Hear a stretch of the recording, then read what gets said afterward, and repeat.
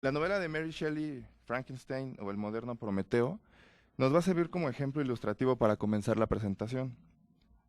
En ella el doctor Víctor Frankenstein, en un deseo desenfrenado de romper las barreras de la vida y de la muerte, decide crear un ser humano a partir de diversas partes anatómicas.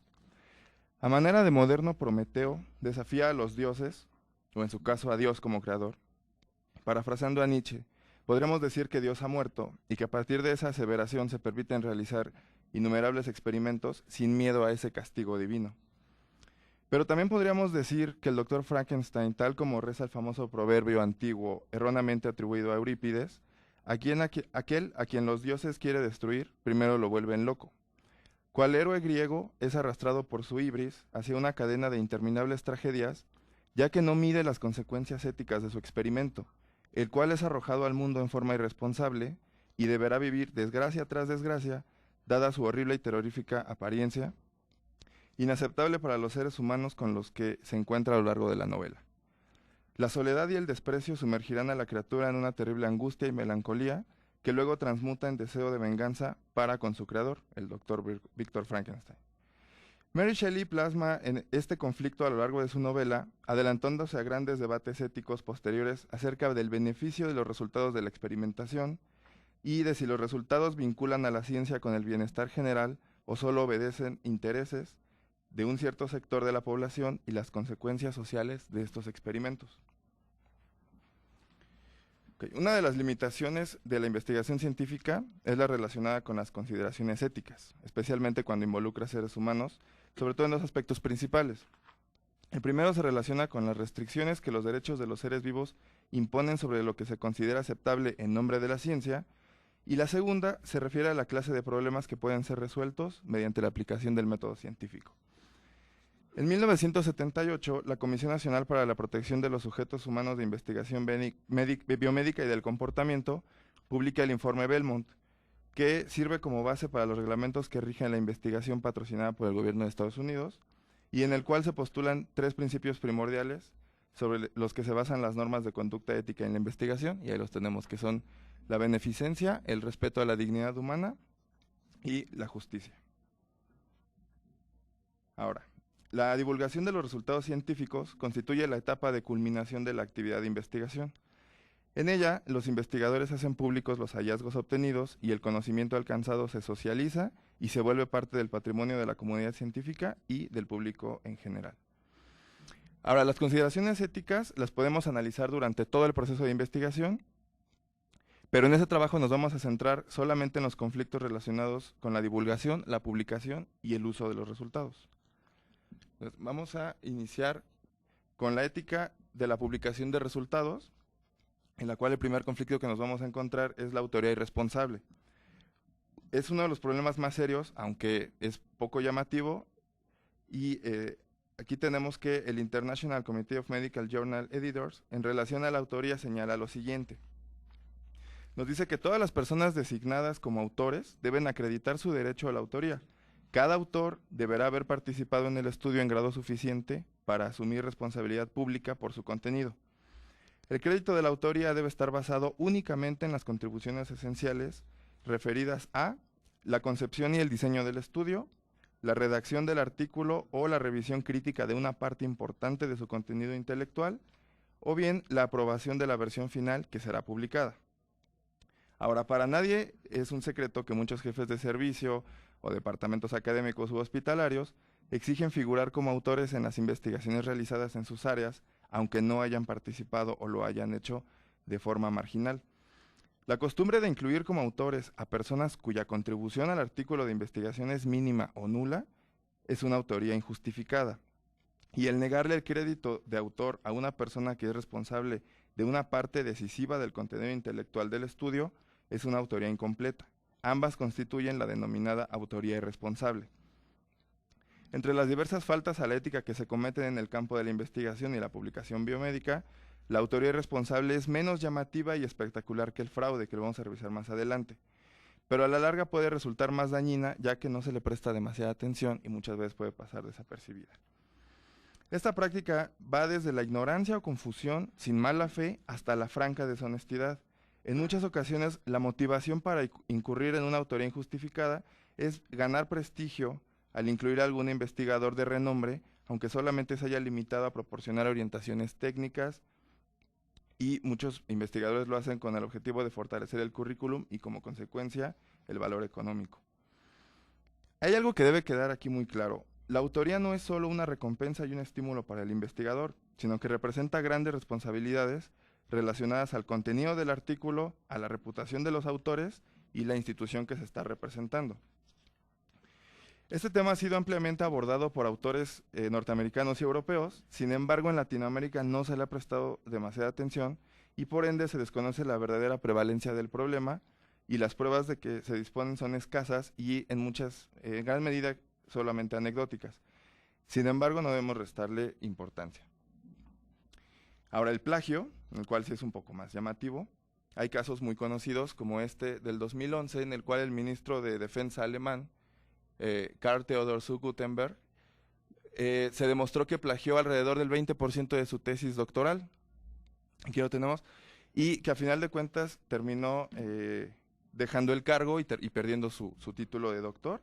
Y posteriormente, en 2012, el presidente de Hungría, Val Schmidt, igual la Universidad Semmelweis le retira el título, ya que se demostró que había plagiado más de 197 páginas de las 215 que componían su tesis doctoral sobre los Juegos Olímpicos modernos. Estos casos constituyen una muestra de la vigencia que tiene el problema del plagio. No obstante que se trata de una práctica que ha existido a lo largo de toda la historia, hoy en día concurren ciertas condiciones que hacen del plagio un problema especialmente relevante. Una explicación parece relacionarse al creciente acceso a Internet y a la posibilidad de obtener grandes cantidades de información en formatos fácilmente reproducibles, lo que ha dado lugar al surgimiento de una cultura que los autores conocen del copy-paste, que se empieza a desarrollar casi sin conciencia desde la etapa escolar y que paulatinamente se extiende a la vida universitaria y que muchas veces se va haciendo ya en forma de hábito.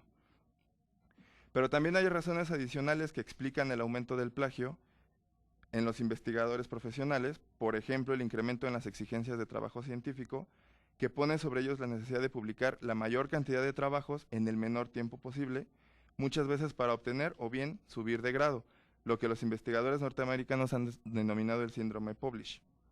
Por lo que muchos se ven tentados simplemente a reproducir pensamientos ajenos sin respetar adecuadamente la autoría sobre las ideas. Y un ejemplo conocido es el del doctor Robert A. Slotsky de la Universidad de San Diego, en California, quien publicó 137 artículos en 7 años, y de los cuales cuando se investigó se dieron cuenta que 77 eran válidos, 48 eran de dudosa validez y 12 eran francamente fraudulentos. Ahora pasamos a la parte de los problemas éticos en la divulgación de los resultados. Usualmente, los resultados de investigación van dirigidos a los profesionales e investigadores del campo biomédico. Por lo tanto, para establecer una comunicación bidireccional, se debe publicar en un medio adecuado, que esté al alcance y que sirva como medio de información hacia la población objetivo. Los problemas éticos en la divulgación de resultados incluyen el fraude científico y la no publicación de los resultados de investigación. No voy a tocar ahorita el tema de la no publicación porque eso será tema de una sesión posteriormente. Y los conflictos que vienen inherentes a la divulgación, tanto por medios adecuados como por los no adecuados. Bien, ahora, el fraude científico, vamos a revisarlo. En principio, se asume que los investigadores dan a conocer los resultados de un trabajo basado en observaciones honradas y reales. No obstante, el fraude puede ocurrir. Lamentablemente, el fraude científico es sumamente difícil de evitar y controlar debido a que el hecho de que ocurra o no depende de la integridad moral y de las normas éticas de los investigadores. La responsabilidad de un estudio fraudulento recae en última instancia sobre la institución donde se realizó o en la entidad que otorgó el financiamiento. Por lo tanto, son ellas las que deben dictar medidas para evitar el fraude. Finalmente, en el medio científico existen formas de subsanarlo, pero cuando ocurre una divulgación por medios no científicos como es Internet, no existe una forma de controlarlo y que incluso ni siquiera de sospecharlo. Ahora, la divulgación por medios inadecuados. La divulgación de los resultados de una investigación en medios inadecuados pueden generar dilemas éticos en dos aspectos. En primer lugar, el fraude, que ya habíamos platicado, y en segundo, una metodología no adecuada. Cuando la divulgación se da por medios no científicos, es difícil determinar si la metodología empleada por el investigador o el instrumento de medición usado fueron los adecuados. Así, aunque el artículo fuera leído por un experto, no se pueden juzgar los resultados, ya que no se presentan de la misma manera que en una publicación científica. Ahora, la divulgación científica, ¿qué conflictos puede presentar? En este punto, la implementación del arbitraje ha sido un punto clave en la mejora de los artículos de investigación publicados para beneficio tanto de autores como de usuarios. Este sistema, conocido por todos como peer review, se ha convertido en el procedimiento estándar para determinar los artículos que deben ser publicados en las revistas biomédicas en la mayor parte de los países. Sin embargo, no basta con ser experto en el tema. Además, se debe tener gran capacidad de juicio, habilidad para redactar, formalidad, discreción y honradez. Con el arbitraje científico, es casi seguro que no se divulgarán resultados de investigaciones con una metodología no adecuada o deficiente. Sin embargo, existen otros problemas éticos inmersos en la divulgación científica relacionados al conflicto de intereses y a la confidencialidad. Ahora quisiera que nos fuéramos a la parte de divulgación precoz de los resultados de investigación, que está en la siguiente página, ya que aquí vienen dos puntos muy importantes a señalar, que lo vamos a ver más adelante, y es la divulgación por Internet. Bien, en cuanto a la divulgación precoz, el interés popular por las noticias relacionadas con investigaciones médicas ha llevado a los medios de comunicación social a una intensa competencia por acceder lo antes posible a la información sobre esas investigaciones. Y hoy en día lo vemos, los periódicos, los programas de radio, de televisión e incluso el público buscan ávidamente noticias de investigación médica, se discuten a diario problemas de este tipo.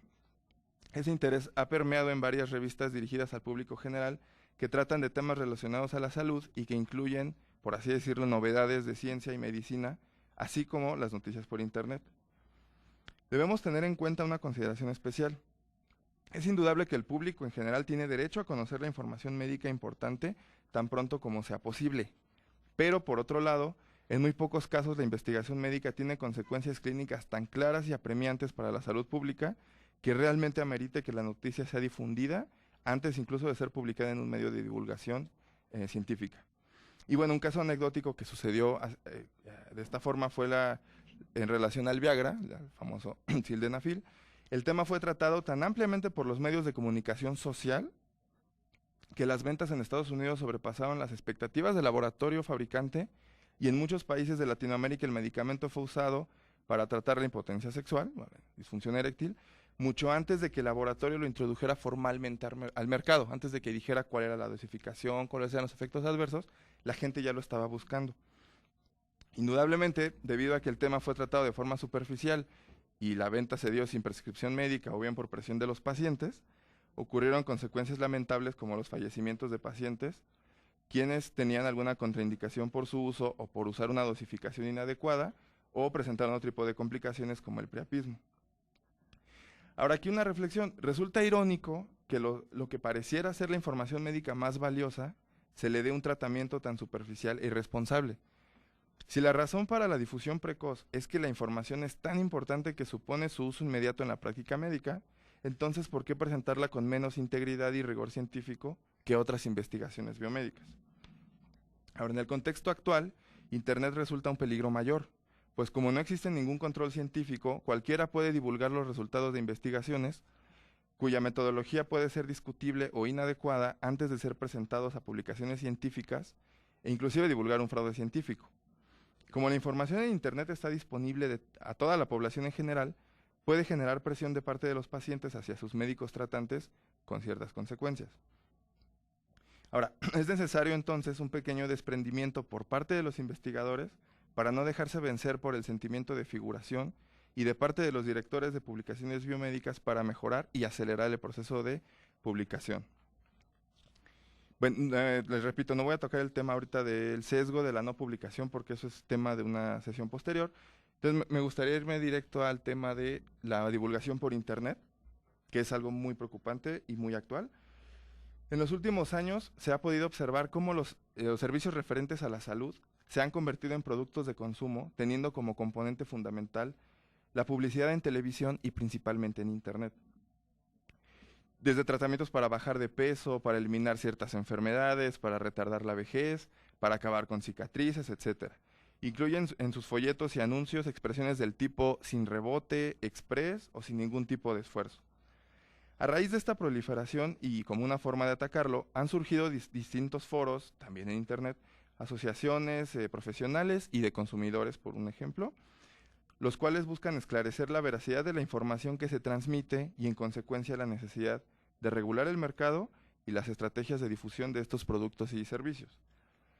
En realidad, esta multiplicación exponencial de la información sobre la salud está relacionada con otro fenómeno contemporáneo, que es la divulgación de la ciencia y la necesidad de conectar ciencia y sociedad a causa del impacto que las ciencias y las tecnologías tienen en la vida cotidiana actual.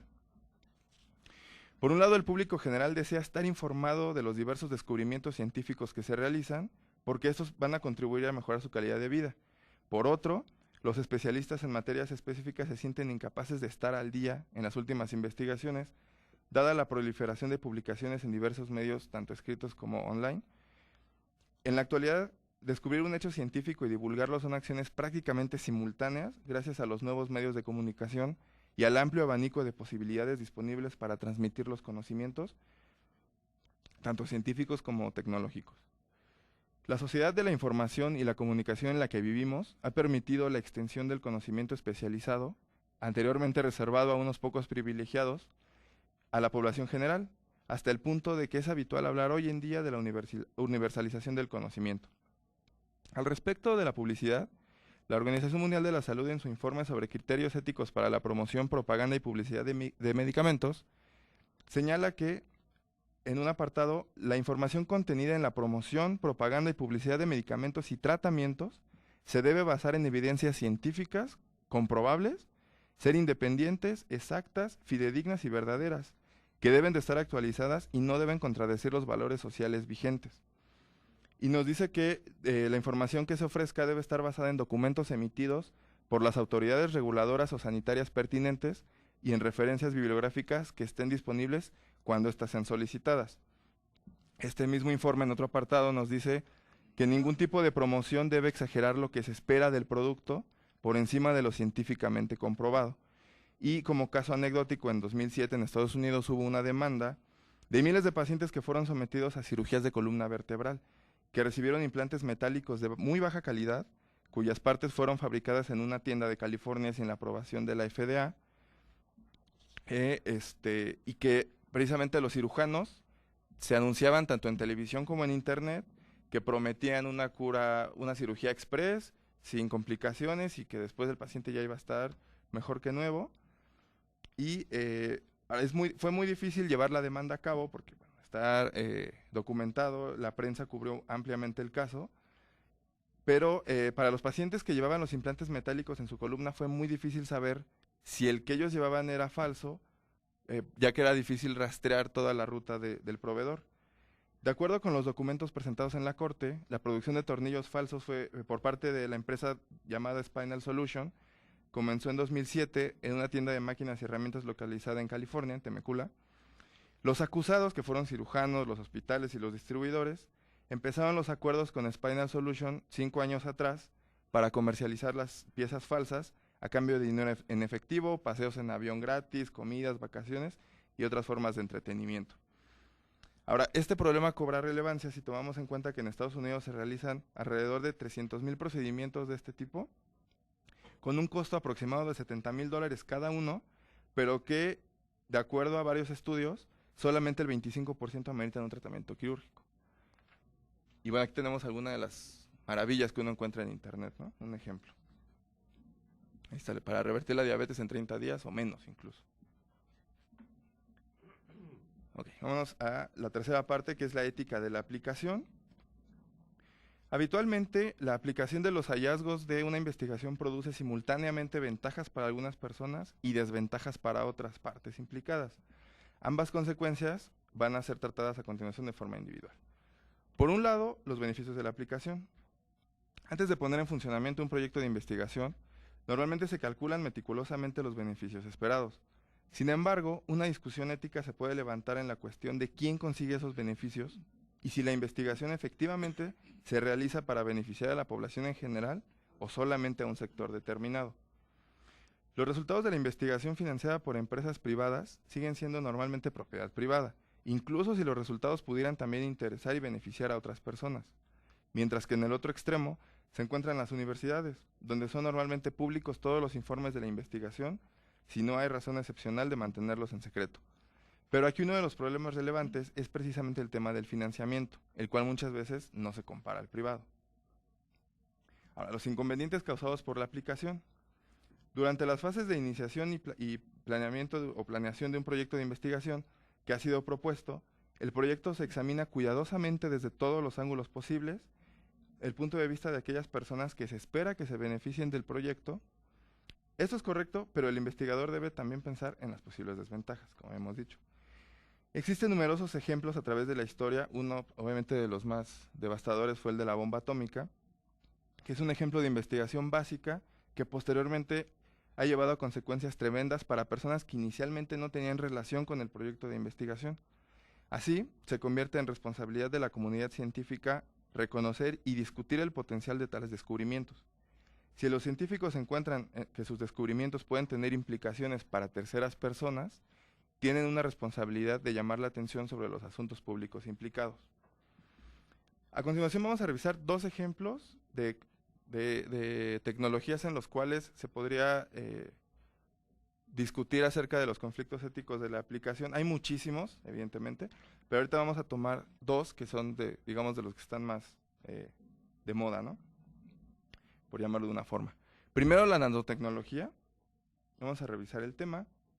Una característica relevante de la ciencia, específicamente de la física en los últimos 100 años, es la aparición periódica de modas, es decir, épocas en las que gracias a un descubrimiento importante o de gran relevancia publicitaria, la comunidad científica se vuelca a trabajar en ese tema, al que se dedican congresos internacionales, cientos de artículos en revistas, y no solamente en revistas de índole científico.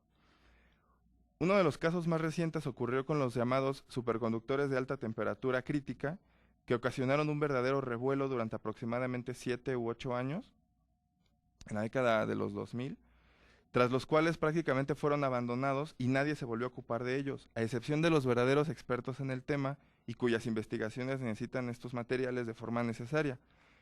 Y sin embargo, en su momento prometieron ser una verdadera revolución científica y tecnológica. En este contexto resulta elemental preguntarse si la nanotecnología no representa una más de estas modas pasajeras de la ciencia, que pasará al anecdotario en unos cuantos años. Un aspecto relevante de este campo y que ha dado pie para que los defensores de esta tecnología aseguren su permanencia es que la nanotecnología representa una actividad económica muy importante, no solo por toda la parafernalia involucrada, sino porque buena parte de las grandes corporaciones industriales de muchos países dedican sumas multimillonarias a la investigación y desarrollo de nanomateriales. Solamente en 2003, por ejemplo, se dedicó en Estados Unidos por parte de empresas privadas aproximadamente 3.400 millones de dólares a esta tecnología. Ahora, el aspecto ético de la nanotecnología. Desde su nacimiento oficial, a fines de la década de los años 80, partículas de tamaño nanométrico se han utilizado en diversos productos industriales que van desde tintas, cosméticos, pinturas, etcétera, sin que existiera preocupación especial por las repercusiones ambientales o en la salud que provocan estos materiales. Desde hace aproximadamente 10 años, diversos grupos de investigación alrededor del mundo se han preguntado cómo las nanopartículas pueden afectar al ser humano.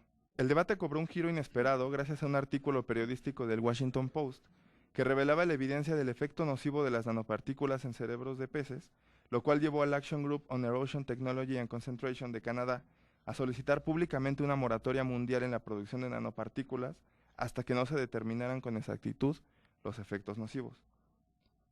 Por otro lado, está más que demostrado que existen intentos por convertir la nanotecnología en una aplicación más del campo militar, siendo el caso más claro la creación del Instituto de Nanotecnología Militar dentro del Instituto de Tecnología de Massachusetts.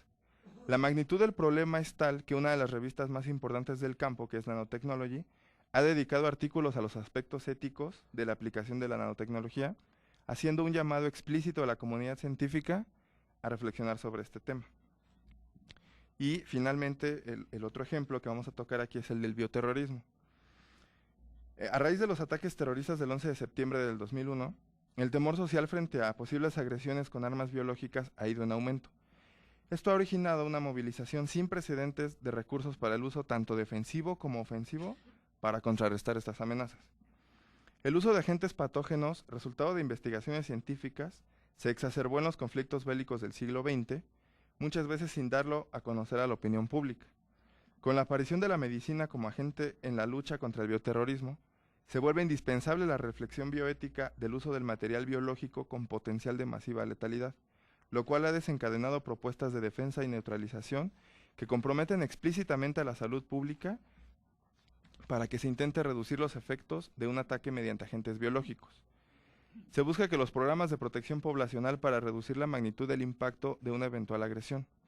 Las primeras decisiones sanitarias después de los ataques del 11 de septiembre fueron mejorar el espectro antibiótico contra el anthrax y acelerar la elaboración de vacunas contra la viruela hasta poder dar cobertura a toda la población. Otra consecuencia derivada como medida de defensa tras dicho ataque terrorista fue una nula intención por parte de los Estados Unidos de abandonar las armas biológicas, argumentando que un control más riguroso arriesgaba develar los planes de biodefensa del país y los secretos mejor guardados de la industria farmacéutica norteamericana, como señaló Meselson en su trabajo Bioterror, What Can Be Done, en el cual se refiere a la recreación de bombas biológicas similares a las desarrolladas por la extinta Unión Soviética, construcción de un centro de simulación de armas biológicas y el desarrollo de una cepa de anthrax contra la cual las vacunas existentes son ineficaces, pero como siempre sucede, el discurso oficial político-militar sobre el empleo de agentes biológicos ha sido negado y se ha ocultado los verdaderos resultados. Bien, conclusiones. De todo lo que hemos hablado aquí, podemos concluir que la dimensión ética de la ciencia es inseparable de la existencia del ser humano y que solo el hombre puede establecer las normas con las cuales opera como su guía de acción. Tenemos así que la investigación es una de las actividades más humanas del hombre porque con ellas proyecta el sentido de su propia existencia hacia otros seres humanos y hacia su entorno. La importancia de la integridad en la práctica de la investigación no puede dejar de destacarse, ya que la confianza es la clave para el apoyo público a la ciencia en áreas como la investigación en salud. La falta de confianza en las instituciones y empresas científicas podría dañar el progreso en medicina y la salud pública. La conducta impropia en investigación en seres humanos acarrea consecuencias especialmente graves, ya que se relaciona con la salud humana y tiene repercusiones económicas para los inversionistas de la investigación, así como la pérdida de reputación para los investigadores que participan en ellos. Estudios mal diseñados o con datos falsos pueden llevar a tratamientos no adecuados que pueden empeorar el estado del paciente. El progreso científico se basa en estudios y diseños de investigación previos y cuando se averigua que fueron inadecuados, tiene que reestudiarse el proceso del progreso científico. Sin embargo, aunque la investigación científica en salud cuenta con normativas, su aplicabilidad y supervisión están sujetas a diferentes intereses e interpretaciones en distintos contextos, por lo que es muy importante que se establezcan estándares altos de integridad con el establecimiento de sistemas de monitoreo, ya que los resultados de investigación dependen en gran medida de los formuladores de políticas de salud y del desarrollo. Finalmente, la integridad ética solamente tomará vida cuando se reflexione sobre los avances de la investigación científica mientras se protege la dignidad y la autonomía humana. Muchas gracias.